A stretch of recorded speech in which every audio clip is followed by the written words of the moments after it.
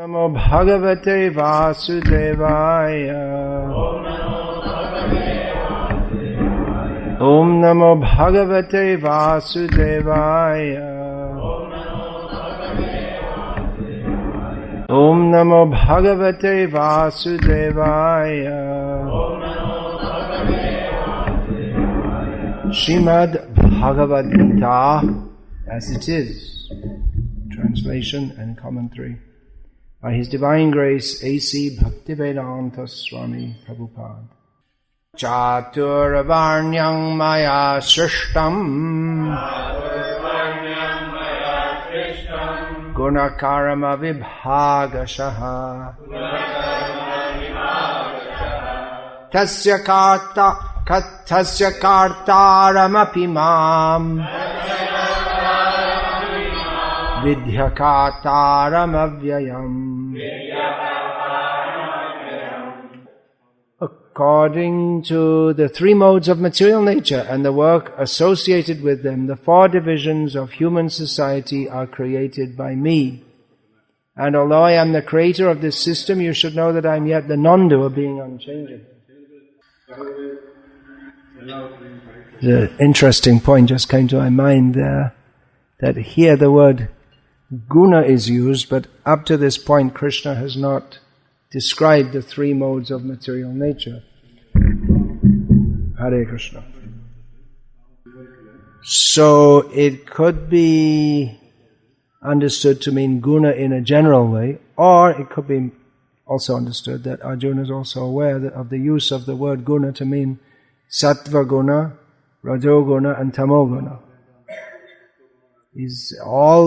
Arjuna couldn't have understood the Bhagavad-gita unless he was already aware with the concepts that Krishna discussed, which of course he was, because he had spent years, well, even in childhood at the Gurukul of Drona, they were not just taught archery, Tattva Gyan of Vedic philosophy was also given. And also kings regularly heard from Brahmanas, and especially in the forest, during their 12 years in the forest, Yudhishthira made a point of, because he was very inclined to hear shastric deliberation, so they heard much from many Brahmanas and rishis. So Arjuna was definitely aware of this, although Krishna will discuss later in more detail about the three gunas. So I'll just make a little note of that. Purport. The Lord is the creator of everything. Everything is born of Him. Everything is sustained by Him, and everything after annihilation rests in Him. He is therefore the creator of the four divisions of the social order, beginning with the intelligent class of men, technically called Brahmanas, due to their being situated in the mode of goodness. Next is the administrative class, technically called the Kshatriyas, due to their being situated in the mode of passion. The mercantile men, called the Vaishyas, are situated in the mixed modes of passion and ignorance, and the Shudras, or laborer class, are situated in the ignorant mode of material nature. In spite of His creating the four divisions of human society, Lord Krishna does not belong to any of these divisions, because He is not one of the conditioned souls, a section of whom form human society. That's an interesting comment, because generally we think that human society is composed of conditioned souls with a very few liberated souls. So if we say a section, it's the major portion of human society. Our conditioned souls. Human society is similar to any other animal society, but to elevate men from the animal status, the above-mentioned divisions are created by the Lord for the systematic development of Krishna consciousness. The tendency of a particular man toward work is determined by the modes of material nature which he has acquired. Such symptoms of life, according to the different modes of material nature, are described in the 18th chapter of this book. A person in Krishna consciousness, however, is above even the Brahmanas. Although Brahmanas by quality are supposed to know about Brahman, the supreme absolute truth, most of them approach only the impersonal Brahman manifestation of Lord Krishna. But a man who transcends the limited knowledge of a Brahmana and teaches the knowledge of the supreme personality of Godhead, Lord Sri Krishna, becomes a person in Krishna consciousness, or in other words, a Vaishnava. Krishna consciousness includes knowledge of all different plenary expansions of Krishna, namely Rama, Nrsimha, Varaha, etc. And as Krishna is transcendental to the system of the four divisions of human society, a person in Krishna consciousness is also transcendental to all divisions of human society, whether we consider the divisions of community, nation, or species. Bhagavad-gita upholds the caste system, therefore Bhagavad-gita should be rejected. So what are you going to do now? You should reject me for saying that. But I'm paraphrasing the words of, for instance, that Periya, what's his name, that atheist? Yeah, he was atheist.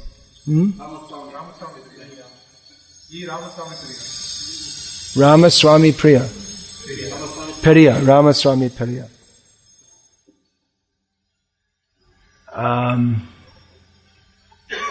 Misunderstanding. Starting off with a good motivation came to a very wrong and bad conclusion. The good motivation of seeing that the caste system was a cause of great social injustice. And tracing its root to the Bhagavad-gita, which is correct, it has its roots in the Bhagavad-gita, in one sense, but and therefore rejecting Bhagavad-gita, but seeing that that it is a perverse form of the Varna system, of the Varna system, not caste system, instituted by Krishna. The idea of the caste system based upon birth, that one is privileged according to one's birth, and that privilege becomes a form of denigration and exploitation of those who are less privileged. That is not what Krishna set up. Neither does he say, as Srila Prabhupada often pointed out, neither does he say that it is by janma, nor is it meant for exploitation. It's according to guna and karma. Persons are classified in different varnas, namely Brahmana, Kshatriya, Vaishya or Shudra, according to their guna, the qualities that they have acquired. That means from previous lives and possibly in this life also. By association,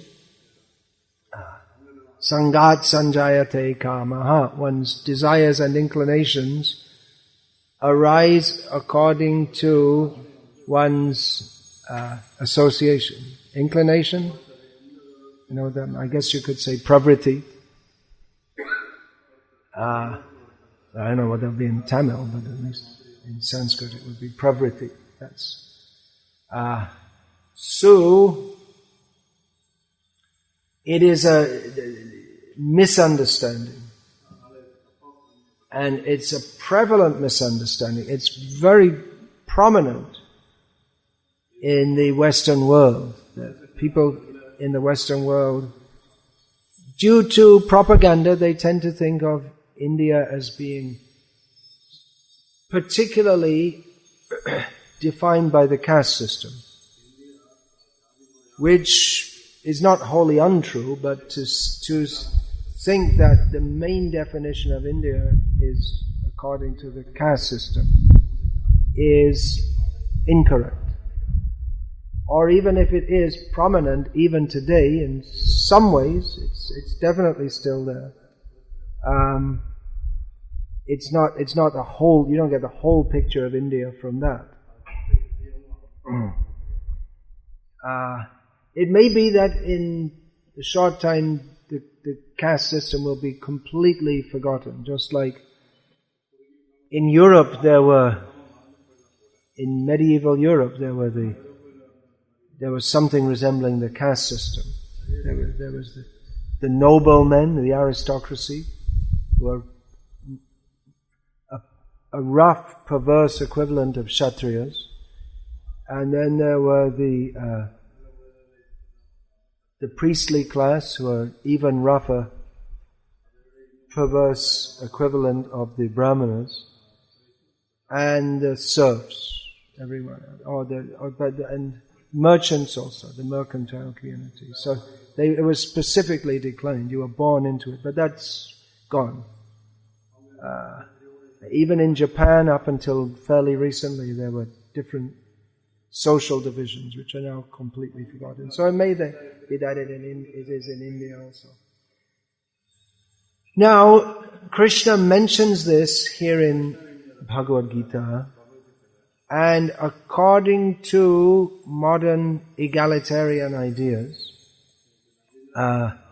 this is something horrible. The idea that there are specific divisions of society. It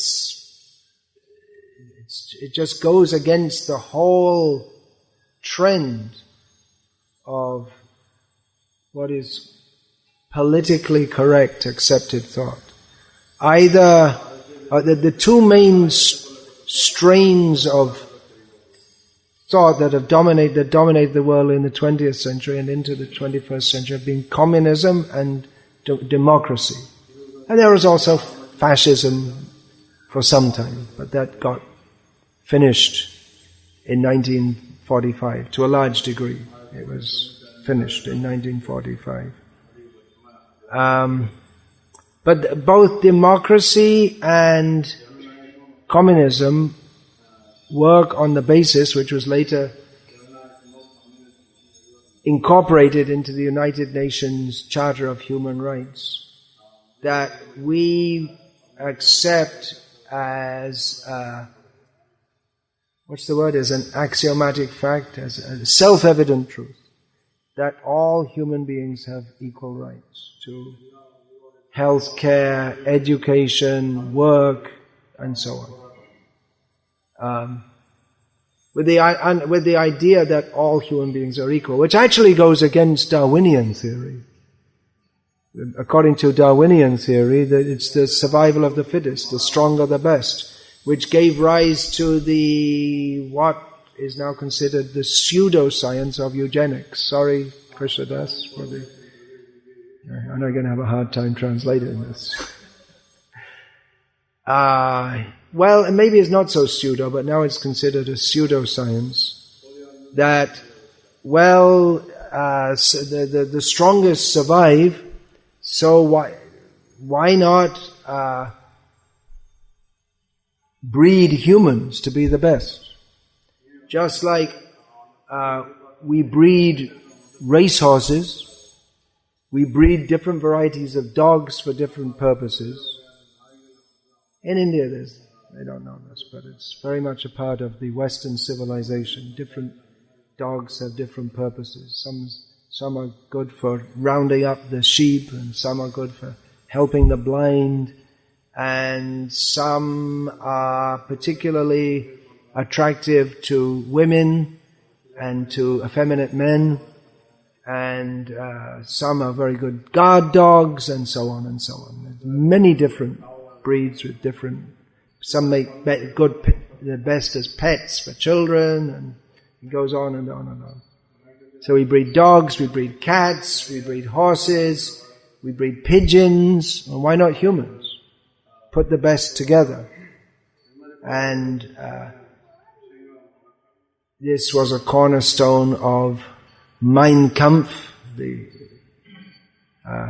Herr Adolf Hitler's ideology. The Germans or the Aryans are better people, and so should just kill the rest or subdue them. The Slavs, the Slav we have in English, the word slave, which comes from the same root as Slav. So they are fit for being our servants. So the horror that was perpetrated in the name of this, improving the race, keeping the race pure. They had this idea, keep the race pure. So homosexuals, gypsies, Jews, most famously the Jews, and anyone who disagreed with this theory that proves they're less intelligent and a threat to the natural course of events, which is that the Aryans should dominate, and so they should all be killed. Or, for a little kinder, we might just castrate them or sterilize them or something like that. Mostly killed. It's the final solution. So the horror that was perpetrated by this put an end to eugenics, although fairly recently, about 20 years ago, I remember reading that the government of Singapore wanted to make a law, I don't know if they actually did it, that the university degree holders should only marry university degree holders. So, but anyway, there's this idea that all are equal. And therefore, to make any distinctions is equivalent or similar to what came out of Hitler's Germany, which is so horrible that it must be suppressed even ideologically. Although they don't seem to care about the horrible things they do to animals and to the earth. That's all okay. So instead, humans oppressing humans is not okay, but humans oppressing any other species is okay. So you have this curious situation where they have this philosophy of equality and humanitarianism, but they're still the same jerks. They still have the same jerk genes, if we want to define it in terms of, what's the word? Genetics, yeah. As the jerks who he's lost. Try a wiki translator. They might get lost too. Hitler and company. Because politics is politics, and when you need to kill people, you have to kill them. And nowadays, instead of saying that we're the Aryans and you're the slaves and to hell with you, we say humanitarianism, democracy, equal rights, and we go in and kill people. So it's a very curious situation. Well, I guess it's not so curious. I mean, previously there was the Crusades, all in the name of Jesus, the Prince of Peace, and we have now Islam, the religion of peace. It's a very peaceful religion, and we're going to institute that by killing everyone who doesn't believe in it, and then we'll all live peacefully without any opposition. So we have this rank hypocrisy going on,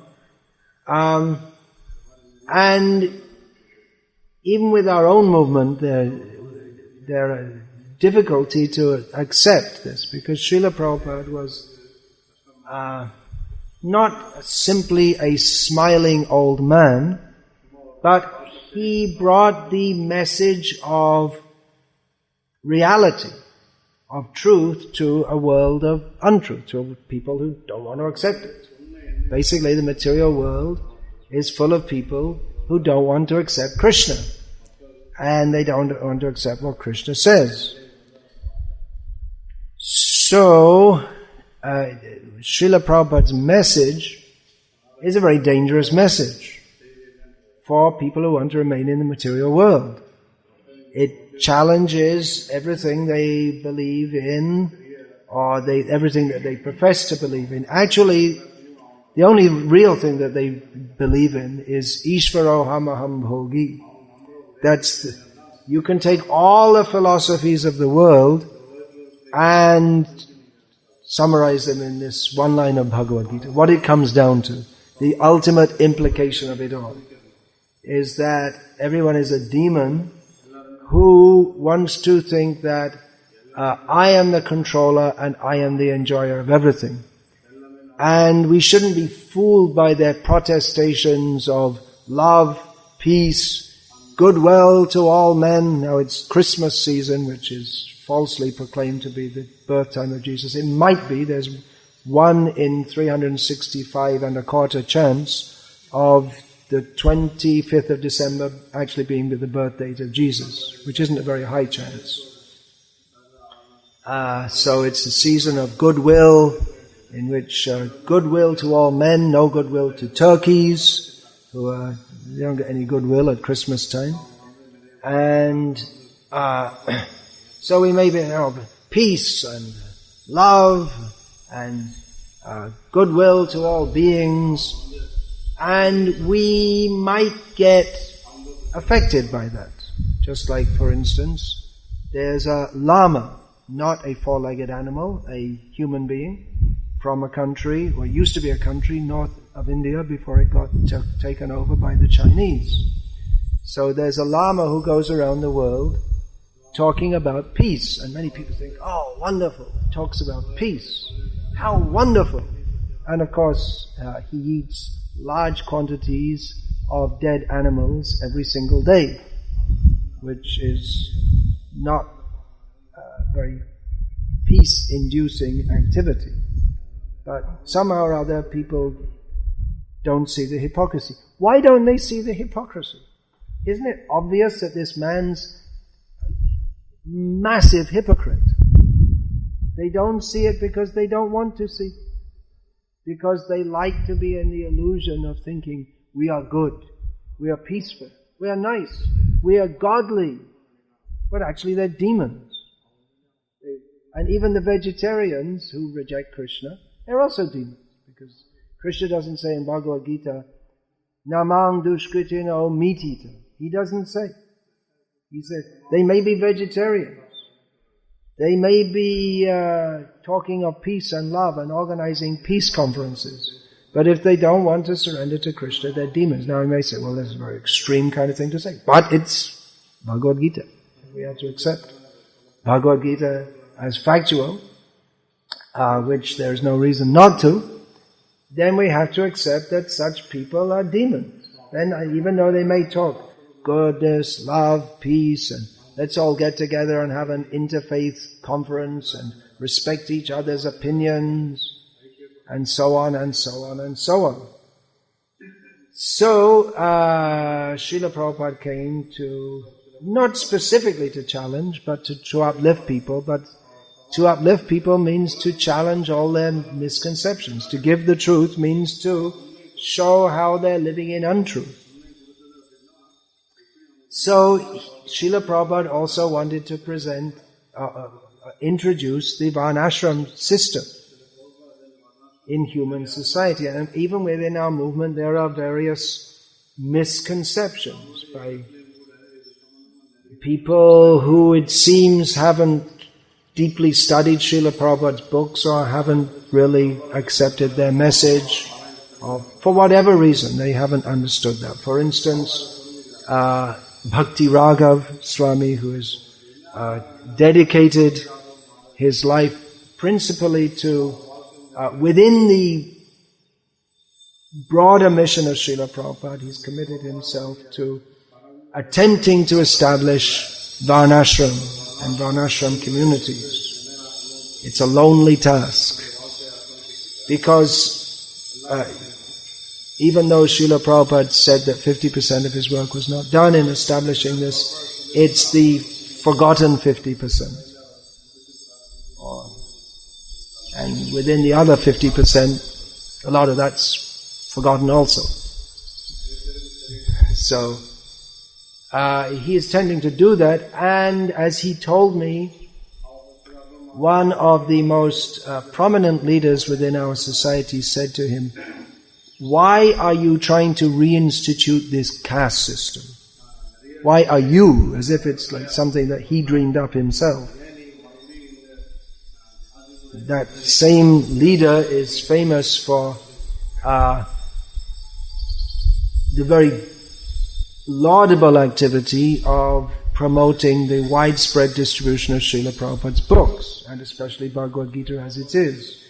But somehow or other, he doesn't seem to understand this particular verse, which is written in this book, or recorded by Vyasadeva as Krishna's words, that he instituted this system, not a perverse caste system. And that and he should also know, being a guru and supposed to represent Srila Prabhupada's teachings, that Srila Prabhupada wanted to institute this. It's not Bhakti Raghav Swami's diabolic plan to use the Hare Krishna movement to introduce a system of exploitation and discrimination and corruption. It's Prabhupada's plan. It's not Bhakti Raghav Swami's plan. So that's a very severe misconception, that we're reintroducing the caste system. And I also heard from Bhakti Raghav Swami, I don't want to get him into a lot of trouble, but he did tell me, he might get in trouble for telling me these things, and I might get in trouble for telling you these things, but he also told me that the GBC, because he proposed a GBC Varnasrama ministry, but he was told by an influential member of the GBCs, and it's a fact, some are more influential than others. Whenever you get a body of people, some are, even among leaders, some are leaders and some are followers. Leaders may be leaders at a local level, and when they get together, then there are those who are more prominent. That's human sociology. So a prominent member said that we don't have Varnasrama ministry because people will think we're promoting the caste system. So he said, first of all, we have to have some of our scholarly devotees make a presentation about what the caste system is. Although I know one very scholarly devotee who has made elaborate presentations on how the Varnasrama system is not the caste system, and that devotee is Srila Prabhupada. So, he did enjoin us to, Srila Prabhupada did enjoin us to present the teachings that he gave in our own words, so it could be understandable for the general masses or whatever. So, unless and until someone does that, I don't know if anyone's been commissioned to do that, then we're not supposed to talk about Varnasrama. So it's unofficially off the record. So there's another, the same leader who I was speaking to once, very gentlemanly, affable devotee, very serious devotee in many ways. I brought up this point that the Varnasrama is forgotten in our movement, and he laughed and said, well, not forgotten, but maybe it'll come later. There's a widespread feeling that, well, first of all, we have to establish Krishna consciousness in general, and then after that we can think of establishing Varnasrama. And Srila Prabhupada, he also indicated that everything is possible by Harinam. Or maybe I should go to another misunderstanding, in as much as Srila Prabhupada often wrote that it is not possible to establish the Varnashram system in the modern age. But then he also spoke about introducing it. So that is harmonized in one statement where he says, introduce it as far as possible. And he also states that it can be introduced by Harinam.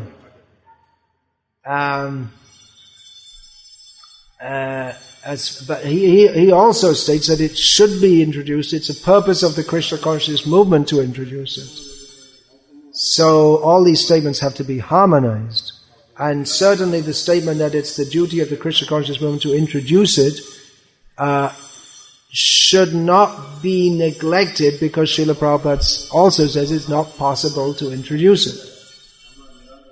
That has to be harmonized. Srila Prabhupada says it's not possible to introduce it to the extent that it was there before, but still Srila Prabhupada said it was 50% of his mission to introduce it. So that's a kind of intellectual dishonesty to just state that it can't be. Prabhupada said it can't be introduced, when Srila Prabhupada said it must be introduced. So then it should come much later. That's another. Or first we have to establish the Harinam and all this, and then Varnashram can come later. But that's also nullified by Srila Prabhupada's statement that it should be introduced now. And that the Krishna consciousness movement cannot properly be introduced without Varnashram. And he gave the example of his own disciples, that he envisioned ISKCON as a body of brahmanas who would give guidance to the rest of society. But he saw within his own society that persons, one devotee who Srila Prabhupada was clearly very affectionate toward, and he very much appreciated his service. He was a sannyasi, but it was later came out that sannyasi was not living as a sannyasi. He had several girlfriends among the brahmacharinis. So Srila Prabhupada, then he said that we have to introduce Varnashram within our society and for the broader society also. So, and then his own disciples who had been trained by him to understand the philosophical principle that Vaishnavas are above Varnashram, and they started protesting to Prabhupada that, well, Vaishnavas are above Varnashram, which they'd learned from Prabhupada, which is Shastra. And they and then Srila Prabhupada brought out that but they're not. They've not come to the platform of a Vaishnava. Then Prabhupada said, then why are they falling down? If they're above Varnashram, then why are they falling down? And then one of the devotees said that, this famous conversation among those who study Prabhupada's teachings. And then the devotee brought out, well, Harinam is sufficient. Prabhupada said that chanting will go on. That's not stopped. But simultaneously, Varnashram has to be introduced, because people are not immediately coming to that level. Yesterday I read the transcript of a lecture by Srila Prabhupada from 1969, in which he said that by chanting, it should automatically, when you say the name Krishna, then automatically you should, the remembrance of Krishna's pastime should come. You read Krishna book and you remember all this. You should remember all this. So it seems that in the early days, and this is not only my hermeneutic, but it is quite widely accepted, that in the early days of the movement, Srila Prabhupada had high hopes that devotees, by chanting Hare Krishna, they would immediately or very quickly come to the highest perfectional stage. But then, with one fall down after another, Srila Prabhupada began to emphasize Varnashram, more rules and regulations, more. So that's not maybe that's a simplistic picture of how Srila Prabhupada introduced the movement, but that is part of the picture, an important part of the picture. That Srila Prabhupada saw that devotees were not very quickly coming to the perfectional stage, and that their anarthas were more severe and deep-rooted than most devotees were. They need to be spiritually well-situated by following rules and regulations, and socially well-situated also. So the idea that we'll do it much later, that might seem to make sense. But the only thing is that we have an order from Prabhupada to do this, and Prabhupada considered this important. Otherwise, Srila Prabhupada warned that it'll be like the Prakrita Sahajiyas, who talk very big, high things, but their actual level of behavior is not at all on that platform. They talk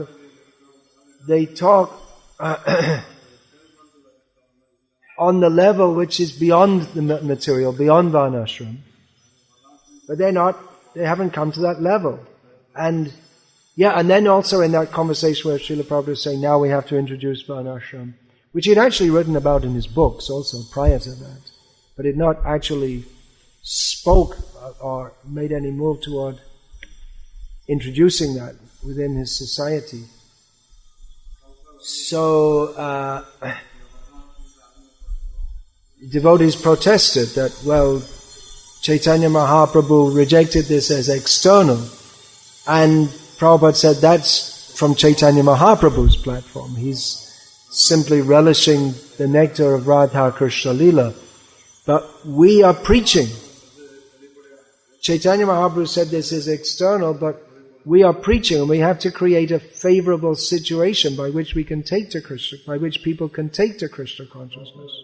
As long as the society is unordered, like cats and dogs, then it's very difficult for people to come to Krishna consciousness. We see that in India the culture is conducive for people to take to Krishna consciousness, because they followed this culture. They had this culture. Previously, it was unimaginable within India that people would reject Varnasrama. Even the caste system, the perverse version, people took it as natural. I'm born in a certain situation due to my previous karma, and in this situation I have to work. And they weren't so much interested in making, you were saying that yesterday, heaven on earth. They weren't so much interested in trying to make this world into a wonderful place, because they understood that it is dukkhalayam ashashvatam, that it's a place of misery, and whatever we develop here for material enjoyment will anyway be finished very soon. So instead of making the useless, self-defeating endeavor to make this, to improve our material situation, we should rather get out of this world and go to the spiritual world. Or even if we're thinking of improving our material situation, no, you weren't saying that, I was listening to a lecture. Even if we are thinking of our material situation, instead of trying to make heaven on earth, rather the thing to do is here on earth, follow dharma so we can be promoted to heaven. So even if they were materialistic, they had a better understanding of how to enjoy this world. It was all based on Shastra, even misunderstanding of the ultimate purpose of Shastra. And to improve their situation, they had to act within their situation. If a Shudra tried to be a Brahmana, then he'd be punished for doing so, and rightly. And they didn't think, well, I'm a Shudra, so I should try to be. Actually, the Brahmana is in a position of enjoyment anyway. But the Kshatriya and the Vaishyas, they're in a situation of where they can maximize their material enjoyment. But that also with much responsibility, especially the Kshatriyas. For material enjoyment in the four Varnas, probably the Vaishya is the best. But the Brahmanas are in a better position to go to heaven. But a real Brahmana is not interested in that. Indra would regularly send apsaras to break the austerities performed by people who are performing them to go to heaven. But a real Brahmana is not interested in going to heaven. Anyway, I diverge. So this caste system, this idea that we're reintroducing the caste system, no, not reintroducing the caste system, but introducing the system. Yes. So the Prabhupada said we are preaching. We need to make a favorable situation. So that will be misunderstood as the caste system. So we have to explain, no, it's not the caste system. That this, you'll find this, even if you try to make an equal society, you'll find these 4 divisions everywhere. As Srila Prabhupada said to Professor Kotovsky, that even though you say everyone's all the same, but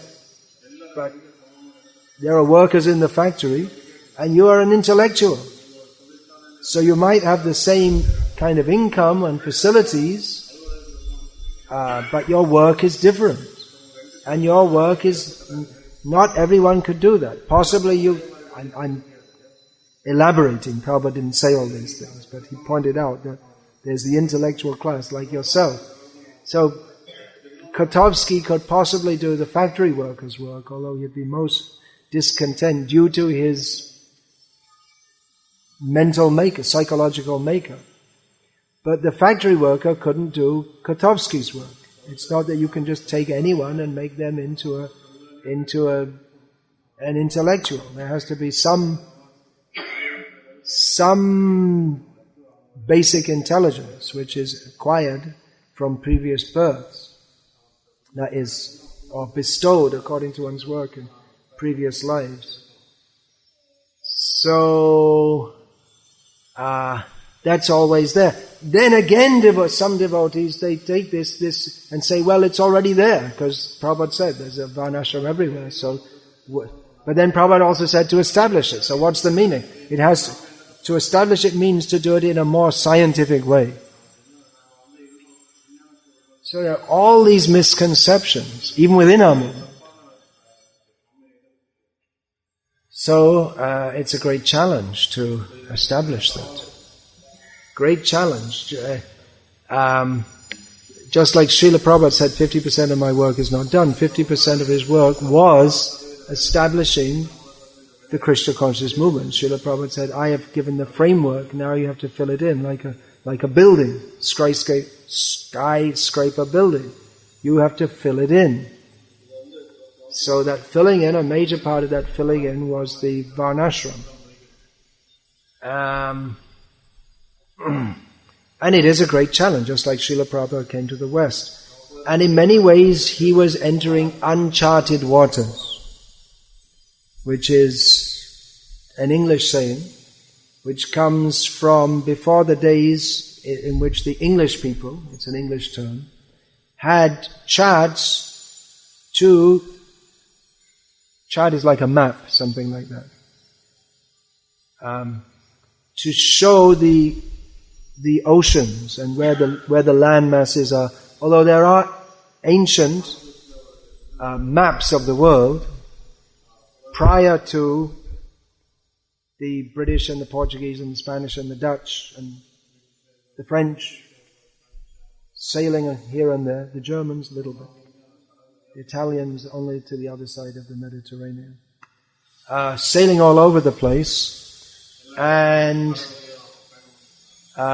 making maps of where all the different land masses are. So there are ancient maps prior to all of that. You don't hear much about this, which show that actually prior to the Europeans discovering Africa, as if it didn't really exist until the Europeans found out that it existed. They discovered it. Such an egoistic worldview. So there was knowledge, there were maps of the world prior to that. So because they didn't know all this, Probably because the libraries of the ancient world were destroyed by Christians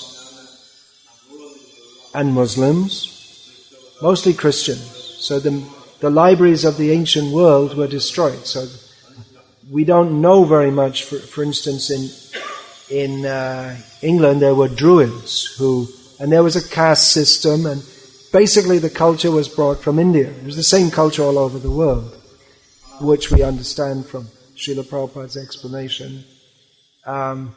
So there was a lot of knowledge which was destroyed, so they had to rediscover, and then they say we discovered this and that, but actually they destroyed all the knowledge and then they rediscovered it in a faulty way, bit by bit, from which has come the whole worldview that we're discovering everything, although it's already there, but they just destroyed it all. And then, anyway, that's another whole discussion. But, so uncharted waters, and not only are there, the land masses were unknown, like America, Greenland, which is called Greenland because the guy who discovered it wanted to colonize it, so he called it Greenland to try and get people to go there, because once they go there it's too far to come back. But actually it's not green at all, it's just covered in ice most of the time. So he tricked people into going there. Greenland and so on and so on. So they discovered it. And also the waters, there are various channels within the waters which sailors have to know about. There's an area in the South Atlantic called the doldrums, where there's no wind and no current, so if you go there, your ship just sits in the water with very little chance of getting out. So that's also become a saying in English, I'm in the doldrums, which means you're in tamaguna. You don't want to do anything. You're just depressed. This class must be a torture for the translator. So, uncharted waters. You're sailing, you've gone beyond the area that we know, and you're just going out. This is how they discovered it. It was very adventurous, because you're sailing, you don't know what's going to happen. You don't know, there may be some big monsters going to come out of the water and just swallow the whole ship. Or you might go so far that you can't come back. You don't know there's land ahead, and you only have limited supplies. Yeah, that's coming. So you might go so far and there's no land, and it's too far to go back before reaching land. So you just have to keep on going, and with the hope that there's land, because if you turn back, you're going to starve to death anyway. How much fish can you catch? You just can't live on fish alone. Man cannot live on fish alone. And then there's the possibility of coming to the end of the world and falling off the edge. Which they believed the earth was flat, so it falls off. I guess they hadn't considered that if that was a fact, then all the water would drain off and there wouldn't be any oceans. They hadn't thought of that one. So Christopher Columbus, in his great voyage of discovery, momentous fact in the history of the early Kali Yuga, Christopher Columbus's discovery of America. So he had to. His troops were mutinous; they didn't want to go further, and somehow or other he got them to go further and land on America, and the world has never been the same since. So he was in uncharted waters. So Srila Prabhupada's going to the West to preach Krishna consciousness was entering uncharted waters. To preach Krishna consciousness in India, there were specific paradigms and understood etiquette for doing so. Previous acharyas, Shankaracharya, Madhvacharya, Ramanujacharya, Chaitanya Mahaprabhu, right up to Bhaktisiddhanta Saraswati, they preached within a culture in which the basic things they were talking about were understood. And even the movements that rebelled against Vedic culture, prominently Buddhism and Jainism, they were the two that became successful, although there were similar movements against the Vedic. They rejected the Vedas. But the worldview they gave was practically Vedic without the Vedas. And just like the term nirvana is considered to be a Buddhist term. It's not a Buddhist term. It was taken by Buddhists. It's right there in the Bhagavad-gita, which unarguably predates Buddhism. And the whole idea of being a bhikkhuk, or bhikkhu as they say, and that's Buddhism came out of that area of India in which the pronunciation of ksha is ka, as is still in Bengal and in so Maithili, that area of India. So bhikshu became bhikkhu. So we have in Buddhist terminology the bhikkhu, which means like sannyasis. The Buddha enjoined his followers to be like him and go out and wander around and spread the message. But they couldn't have done it in a culture which did not accept that saintly persons wander from place to place, they speak a message and you give them something to eat. They couldn't have done it elsewhere. Buddhism could not have grown, even though it rejected the Vedic culture, it could not have grown except within the Vedic culture. Charvak, I don't know to what extent his movement was there, but it was his atheism was definitely based. It was based on rejection of Vedic concepts, so couldn't be too far away from the Vedic concepts because it grew up in rejection of that. Bhasmi bhutasya dehasya king puna agamano bhavet. His philosophy was based on rejecting of the Vedic understanding that after we die we are born again. So it was in opposition or in relation to the Vedic culture.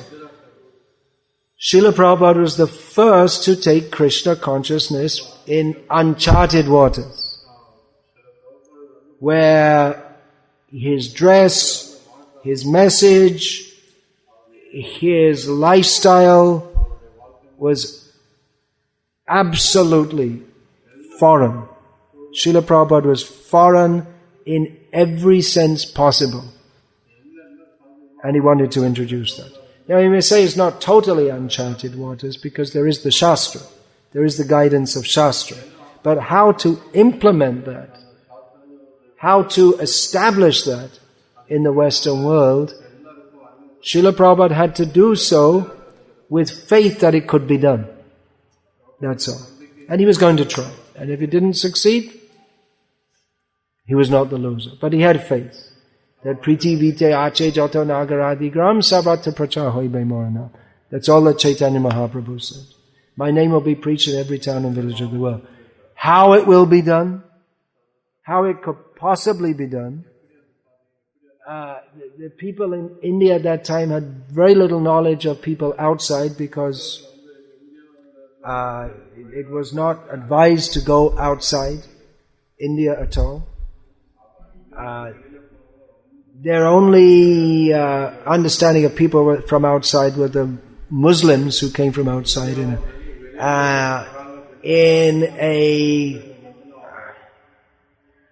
the Islam coming into India was a great shock in every way. I mean, apart from the shock of the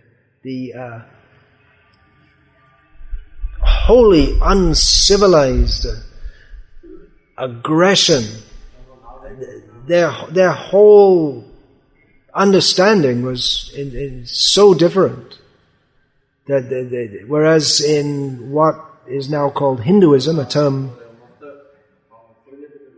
Hindu comes from Muslims, and the ism is an English addition to that. But the culture of tolerance, moral tolerance of different religious approaches, beliefs and practices is absolutely not part of Islam. Islam, their culture is one of intolerance. You should not tolerate it. You should convert others. And if they don't convert, kill them. That's the philosophy that was... Of course, the invaders, they didn't come to bring in Islam, but they just came with them. They just came to plunder and pillage and loot and rape. But that culture, if you want to call it that, came with them. And anyway, again, I diverge, but it was...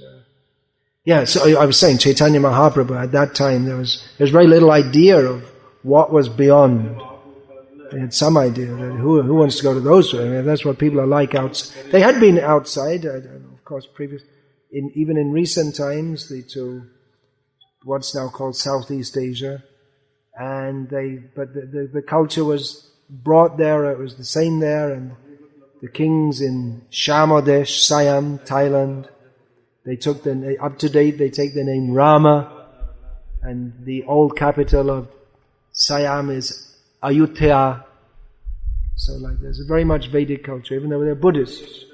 But Vedic culture, Indonesia, very much Vedic culture, even though there was conversion to Islam. So they had very little idea of what it was like, and so that's all. It will be spread. How it will be done, there's no guideline. There's no how to spread Krishna consciousness in the West Shastra or outside India. There's no guideline except Hare Nama, Hare Nama, Hare Nama Eva Kevalam, Kalo Nascheva, Nascheva, Nascheva Gatiranyata, Kale Doshanidhe Raja, Nastihi Eko Mahan Guna, Kirtana Deva Krishnasya Mukta Sangha Parang Vrajit.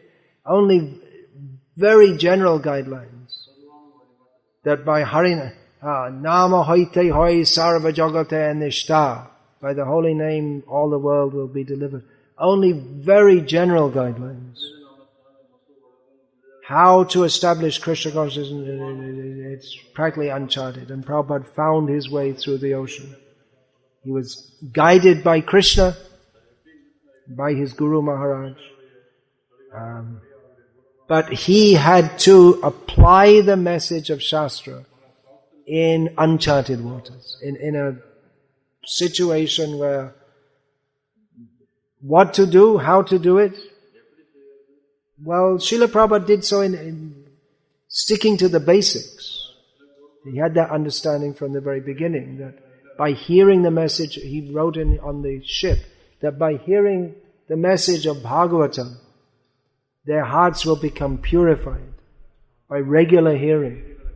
So he had that idea, and he basically stuck to the traditional formula of introducing, of preaching Krishna consciousness, hearing and chanting. Induce people to chant Hare Krishna, let them hear the message at whatever level they can, the unadulterated message. He didn't change the message, because then what would he be doing? If he was supposed to bring the message of Vaishnava Dharma, but he changed the message, then he wouldn't be bringing the message, he'd be bringing something else. His aim wasn't to dress people in dhotis and saris. That came as an adjunct. His aim was to give the message of Bhagavatam and to have people understand that Krishna is the Supreme Personality of Godhead, and we have to surrender to Him. So Srila Prabhupada did so by the method. The method to do so is by introducing Shravanam, Kirtanam, Vishnu. So Srila Prabhupada did that. But how to do it how to create the situation by which people would hear. Of course, prasadam distribution was a very important part of that. And Srila Prabhupada gradually introduced deity worship, festivals, but all the time taking into account the mentality of the people he was administering to, without changing the message in the slightest, but taking that into account also. So he was successful. He navigated the uncharted waters and gave the chart. Just like the European navigators, they navigated the uncharted waters and gave a chart, which people can nowadays use. And not only the chart of the waters, but also the chart of the heavens, by which they can, by following the stars. Nowadays, presumably it's all computerized, but the navigator on the ship, they have a navigator, that would be his only job. He'd be, for intercontinental sailing, there'd be a navigator whose only job is somewhat scientifically trained. To when you're in the middle of the ocean, you just look out and all you see is water. And to ascertain which is east, west, south, north, and which direction we should be going in, the navigator has to ascertain that. And even if your destination is due west, you may not go due west. You may avoid some, at this point, they may avoid some dangerous channels, which have, so like that. You may avoid the Bermuda Triangle. They did. The ships avoided the Bermuda Triangle because they were afraid they might go in and never come out.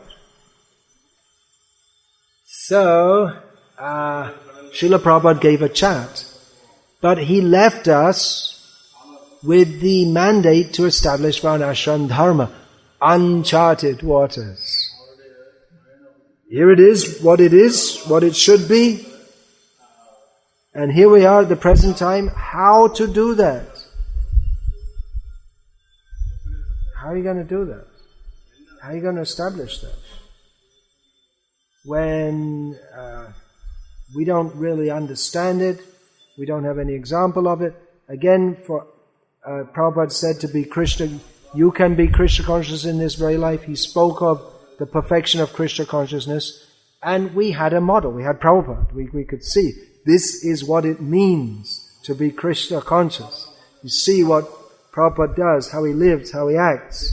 We had a model that Arjuna asks, that Sthita pragya sakha bhashas samadhi stasya keshava sthita hi king prabhasheta kim asita brajeta kim. What is a self-realized person like? How does he talk? How does he walk? How does he act? How does he speak? So we could see that in Srila Prabhupada. Here's a perfect devotee of Krishna. So we had a model to follow. It wasn't that Srila Prabhupada was talking some theoretical course. He gave us the theory and the practice and the ideal to follow. And Srila Prabhupada said shortly before he left this world that he wanted to go to Gita Nagari, the farm community which is originally named New Varshana, in Pennsylvania in the United States, to demonstrate how to establish Varnashram. He said, I will show you how to live simply off the land. That was the essential point in Varnashram. That isn't everything, but that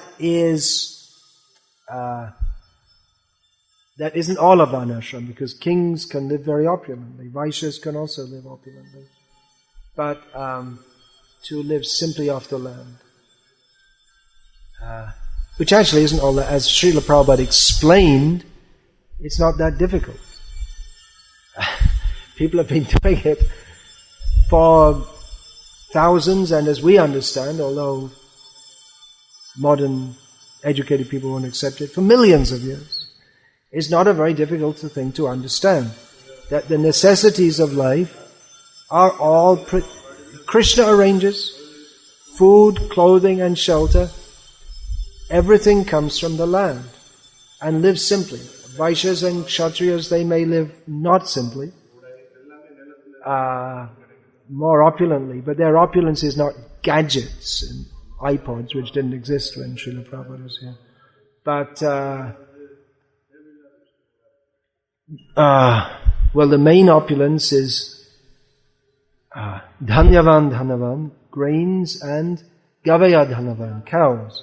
And on top of that, there may be gold, silver, jewels, silk. So this is opulence. But for people who are interested in self-realization, they're not much interested in opulence, because bhoga ishvarya prasaktanam tayaparita chetasam. One's consciousness becomes covered if one becomes interested in sense enjoyment and opulence. So the beginning of that, then Prabhupada said he'd show us. And there are many misunderstandings. I'm just backtracking a bit here. There are many misunderstandings. Everybody said, well, how can we... I'll go back to the doctor. So, Srila Prabhupada proposed to show that to us, but then he passed away. He could have stayed, but Srila Prabhupada said, I'd left the decision in the hands of Krishna, and Krishna took him, which left us with the babies in spiritual life, with the massive task of perpetuating and expanding the movement and introducing Varnasrama with uncharted water. It means some idea is there.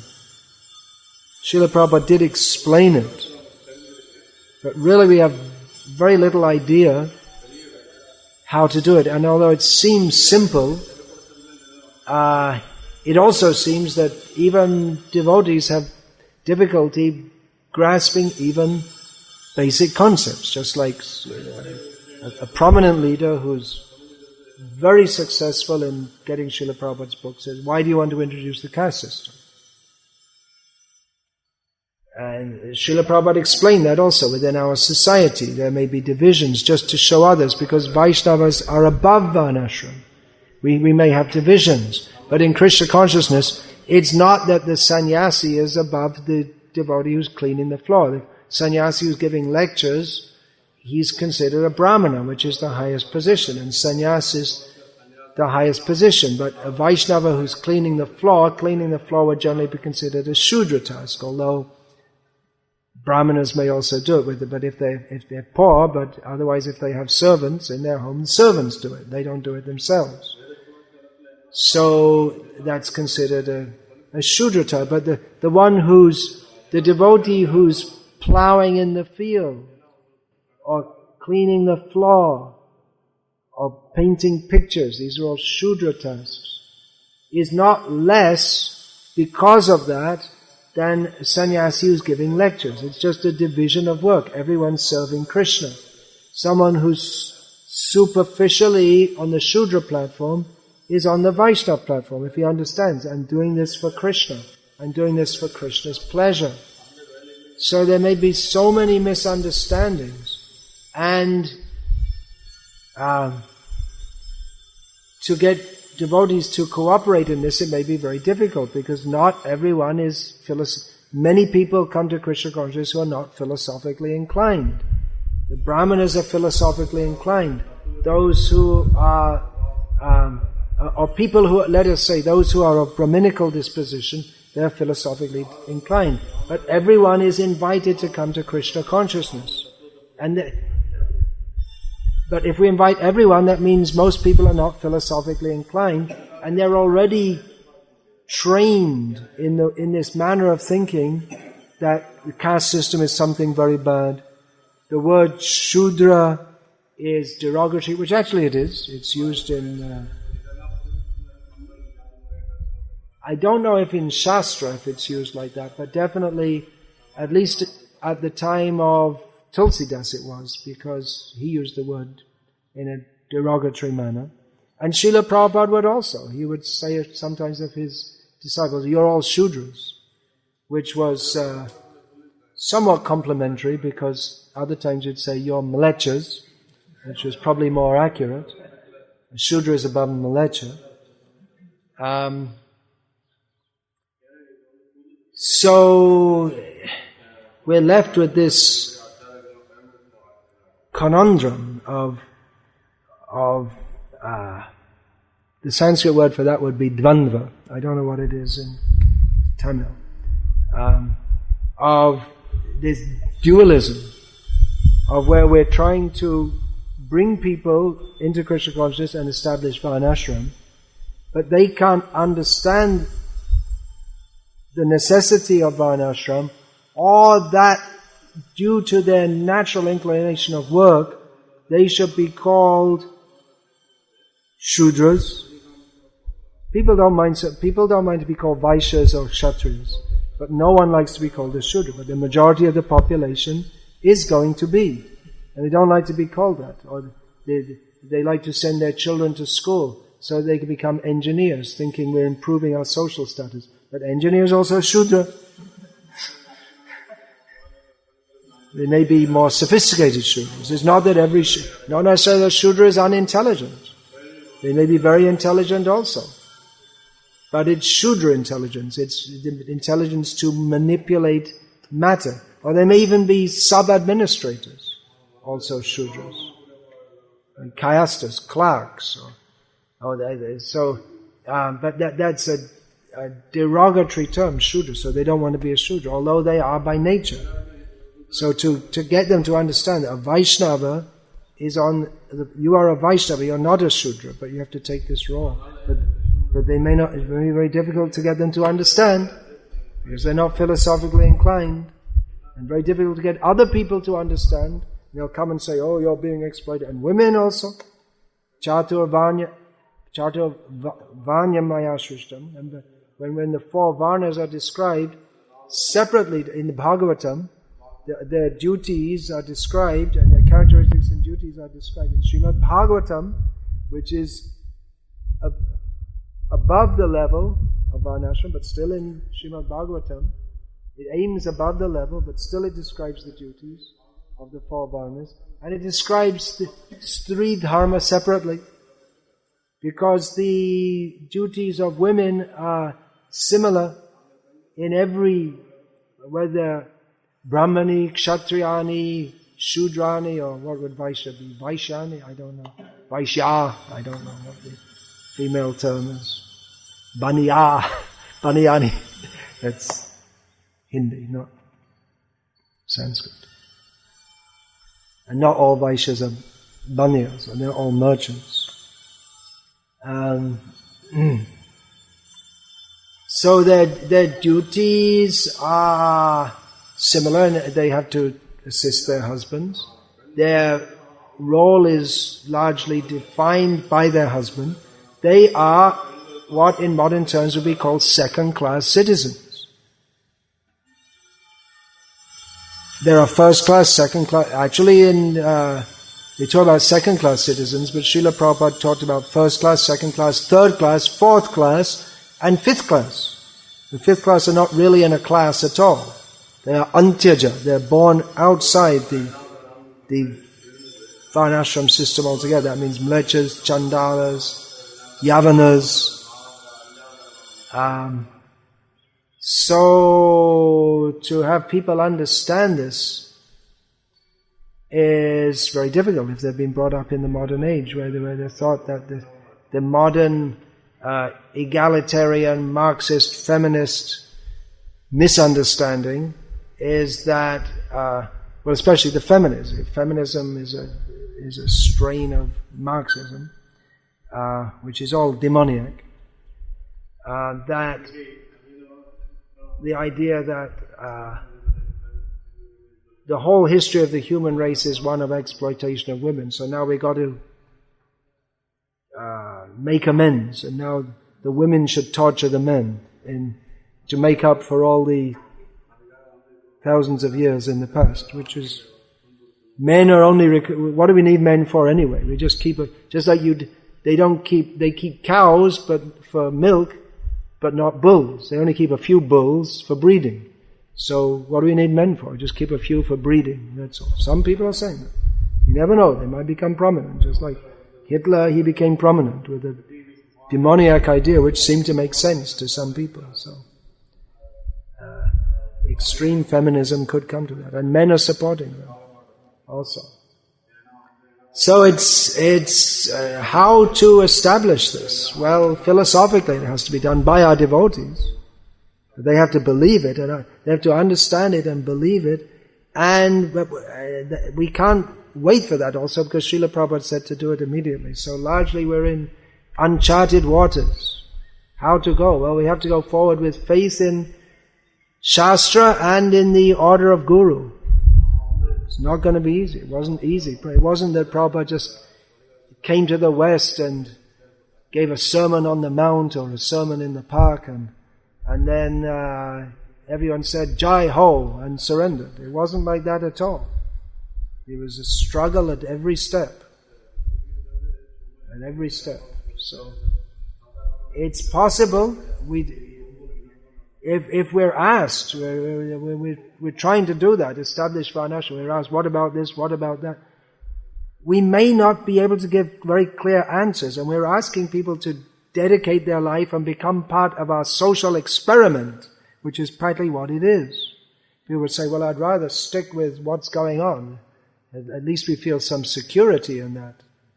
But what's going on is not going to help you be Krishna conscious. It's going to act against that. So we have to try to do something better.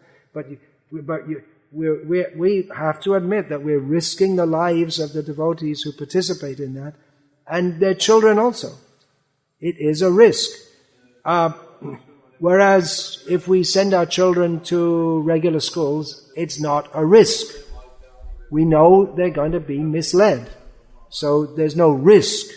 It's clear, it's absolutely clear that they're going to be taught all kinds of demoniac things and imbibe an anti-devotional attitude toward life. And even if they do chant Hare Krishna, along with it, they'll still have so many misconceptions that it'll be very difficult for them to fully surrender to Krishna. So, in one sense, there's no risk, and you also don't have to face the taunts of others, and not only the taunts, but people can get very angry with devotees if they send their children to school. Why are you spoiling your children's life? And it may be that they'll call the government to take away these children from the parents and why they shouldn't allow them to do this. Because they're convinced of the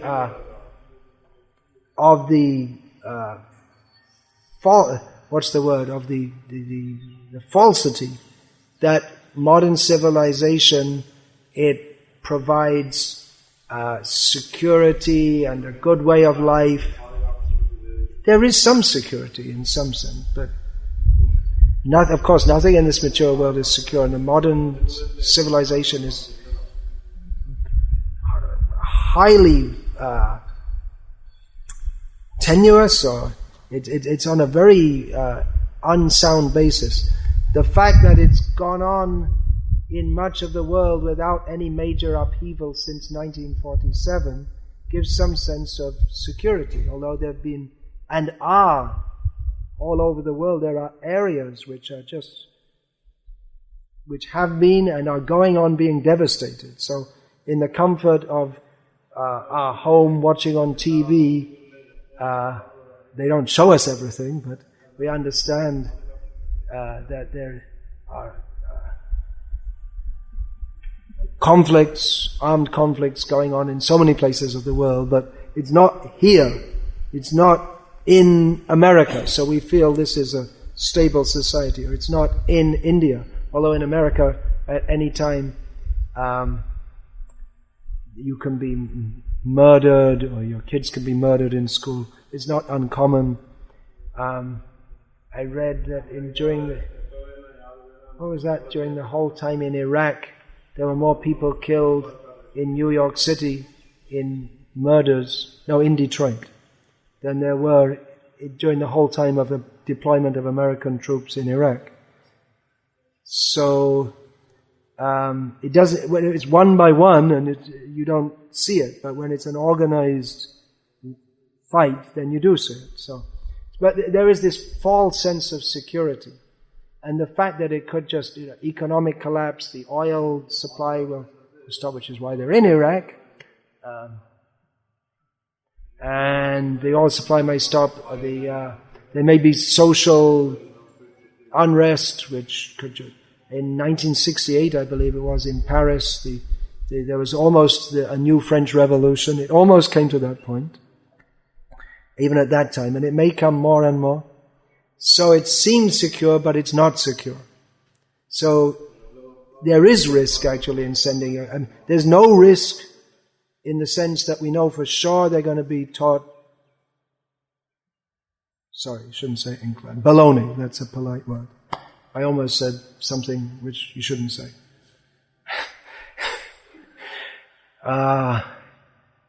Baloney, yeah.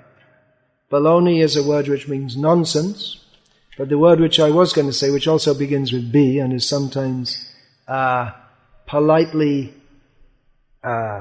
put in initial form as BS, not Bhakti Siddhanta. It means it's not only nonsense, but it's also harmful. So, that's for sure. Whereas if you send them to Gurukul, they are going to be taught about Krishna consciousness. It's a risk. No doubt there's a risk. There's a risk in putting your life in Varnashram. But you will get the opportunity to hear about Krishna, to associate with devotees, which you won't get in your materialistic life. But we have to admit that we're definitely going to make mistakes. And even Varnashram, except maybe in the time of Lord Rama, except maybe in the time of Yudhishthira, there are going to be problems. Because Varnashram is a system for managing the material world, for organizing in the material world. And the material world means that even in the time of Lord Rama, there was a dog who came and complained, this sadhu is mistreating me. It happened in the reign of Lord Rama. He rectified this situation. But there were problems, even within his kingdom. So we're not saying it's going to be perfect. And if we say there are going to be problems, and in the beginning we can expect there'll be more difficulties. So we're asking people to commit themselves as an ideal to doing something better. Something analogous to the people who left Europe during the time of the Protestant Reformation and went to America at great risk that they might not even reach there. If they reach there, they don't know what they heard, that there's some land over there where they can go and live in freedom. But there are also what they call Indians who may attack you and kill you. There's a great risk. But they thought we have to do so because we have to live our lives according to the blind faith they had. For religious reasons, for the sake of God, according to their very minuscule understanding of who God is and what He wants of us, they thought, we'll take this great risk. It's a risk to go there. Even after getting there, we're not sure what's going to happen, but we have to take this risk in the hope of a better life. We have faith that God will guide us. So we're doing something similar. Except that we do have Shastra to guide us, but exactly how to implement that, it's to a large extent we're going to have to go by trial and error. And once you've started, you can't stop at any time, and anyone can withdraw from it at any time, but once we've started, then all kinds of questions and situations arise, and we have to face them and do the best we can. So for that we need to chant very seriously, study Srila Prabhupada's books very seriously, and be very Krishna conscious. Pray for the mercy of Srila Prabhupada, pray for the mercy of all the acharyas, pray for the mercy of Krishna. That in executing their task that we with the motive to help others. It's very easy to, having taken the role of a religious leader, to start to exploit others. Even one may not consciously understand that one's doing so. So we have to be very pure and strive for that purity. and strive for, and pray for the mercy of Srila Prabhupada to do that. And yeah, I was going to quote this. I never came to the point, but I'll quote it anyway. Oh, that's in the 8th canto. That's not Dhruva Maharaj at all. That's with Indra and Bali, is it? It comes in that section. Demigods fighting the demons.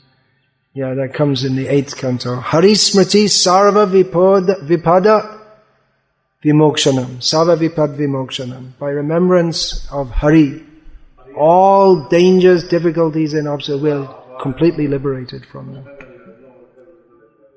That doesn't mean that we run away from them, or that they cease to exist. But we are freed from the effects of them. Hare Krishna. I'm supposed to be at the doctor's now. The class went on quite a long time. Any questions about this? Yeah. Generally, Varnasrama is also known as Brahmana culture. Varnashram Dharma is known as Brahmana culture. Because the Brahmanas are the ideal who others, they not exactly aspire. That is the highest level. And the other dharmas are considered lesser to the extent that they fail to replicate Brahmana culture. In other words, the Kshatriyas, they are more like Brahmanas than the Vaishyas, who are more like Brahmanas than the Shudras. And there are people who are completely outside the culture, they have no culture.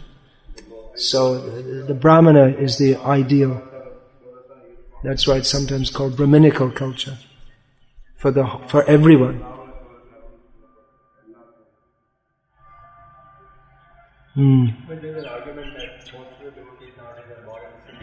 Most of the devotees are born in the city.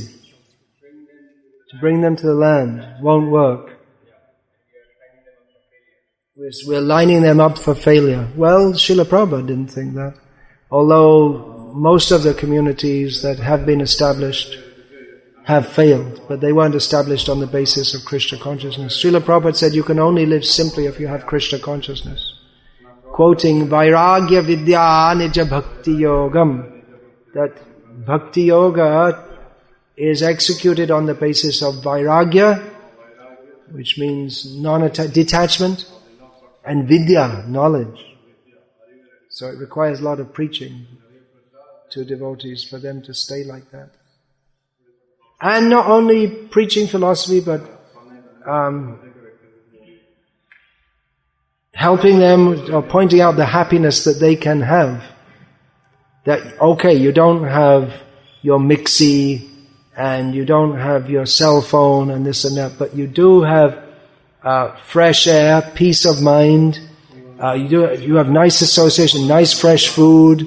Even materially, there are many relishable things in the farm communities, which you won't get in the city. You can wake up in the morning, come outside your cottage and yell at the top of your voice, Hare Krishna, which you can't do in the West. You'll get arrested for disturbing people. People think that's very nice, whereas in the West they'll think it's just a disturbance. Religious fanaticism. So preaching is required. All ongoing preaching.